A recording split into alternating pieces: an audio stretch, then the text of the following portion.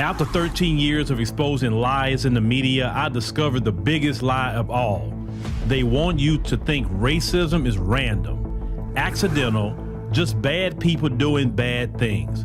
But what if I told you anti-black racism was engineered, programmed like software, marketed like a product, and designed to survive across generations? That's exactly what I prove in my new book, Us versus the Machine, How Anti-Black Racism Was Programmed, Marketed, and Made to Survive. This isn't another book about what racism looks like.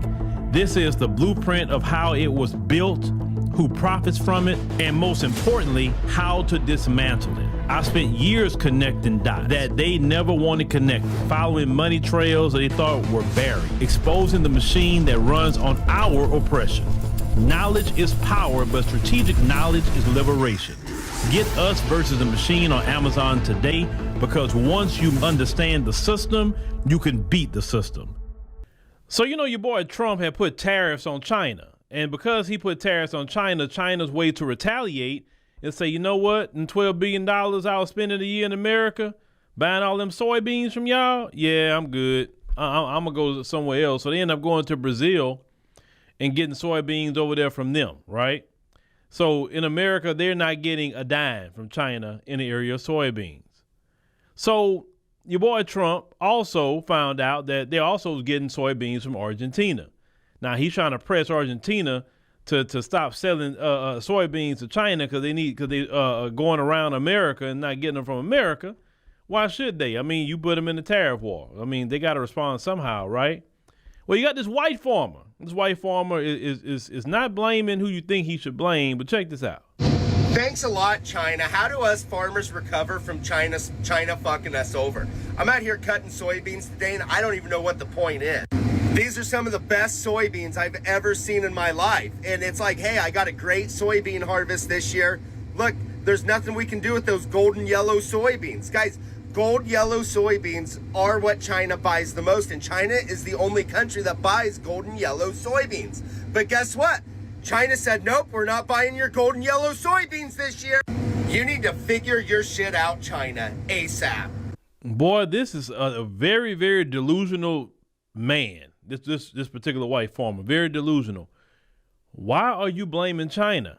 China didn't start a trade war with us. It was Trump starting trade wars with them. If anybody need to figure something out, you should tell that to Trump. You know what I'm saying? Now, when he ran for office, he didn't tell y'all he was going to start a trade war with China, did he? See, prior to him getting in office, y'all was getting your Chinese money. Y'all was doing pretty good, right? But now you're not getting your Chinese money no more. See, this is the thing. These people in this country, they never like to take responsibility for the actions that they do or anything in their community. It's always somebody else's fault. It go back to the Charlie Kirk thing. That was literally white on white violence. But yet the next day you're going to threaten HBCUs. What the hell we got to do with HBCUs? You know what I'm saying? With Charlie Kirk. That is a white on white issue. You've been having white on white crime. I'm just linking that because I want you to see how they never take responsibility of the things that they do. It's always somebody else's fault. It's China's fault. It's Black America's fault for this. Oh, it's that one's fault. Everybody else's fault, instead of looking in the mirror and saying, wait a minute, it's my fault. Because we the ones still controlling the government. So it's our fault. Listen, let me tell you something, folks. The reason why you're in the position that you're in is because you never take personal responsibility on anything. You take it on nothing you do. Is everybody, when somebody talk about your community, well, what about black on black crime? You don't even live around them black people.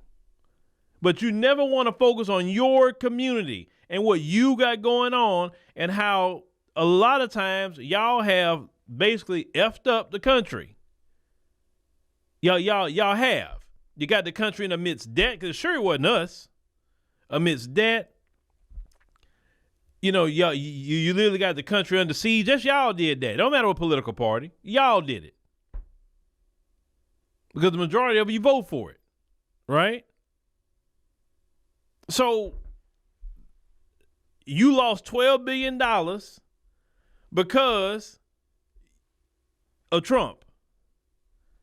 And once somebody, listen, let me tell you something. If you have a customer that's spending $12 billion with you, ain't no way in God's green earth I'm going to mess up with my customer that's guaranteeing me $12 billion. No, that customer is going to get the red carpet from me and say, hey, what do you need, China? Hey, man, look, Chinese New Year. Hey, man, we celebrating. What else we need to do? Man, I'll be Chinese New Year'ing it up. You know what I'm saying? What is this? Year of the snake, the dragon, year of the rat? What is it? I don't know.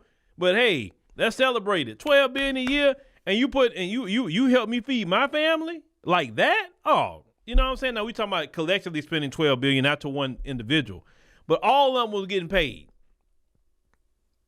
And Trump messed off all that money because you know why? Because it wasn't directly going to him. See, that's the biggest issue with the billionaire class. The billionaire class think about money all the time. You're thinking, oh, it'd be great for the country to have a billionaire.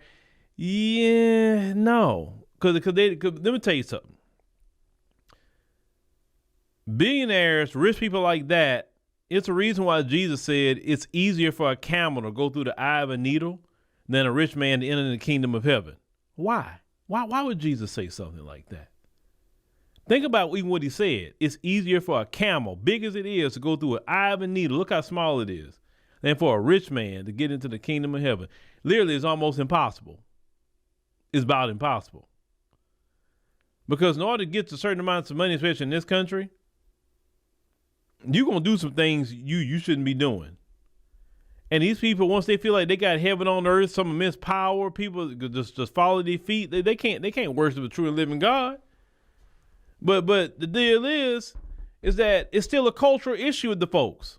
It's cultural because they never take responsibility in nothing they do. Never. So once you mess off a client like that, and that client goes to, we talking about business, and that client goes somewhere else and they're getting their needs met and maybe even spending less money they were spending with you, you're done. They're not coming back. They're not coming back unless you're giving them, 80% off? And I know you're not trying to do that, right? So no, accept personal responsibility. I guess maybe you need to be just literally giving your soybeans to the grocery stores at this point, or giving it to them at a fraction of a cost. Because, I messed off China. It's China to get their act together. Man, that is so crazy. Y'all need to get your act together. But see, this is why I'm so glad we as Black Americans not involved with any of that mess that's going on. Because, oh boy, y'all love to blame us. Oh, y'all love to blame us. I'm so glad Trump messing it off for y'all. Because I told y'all, Trump going to have y'all in such a dire position financially. You're talking white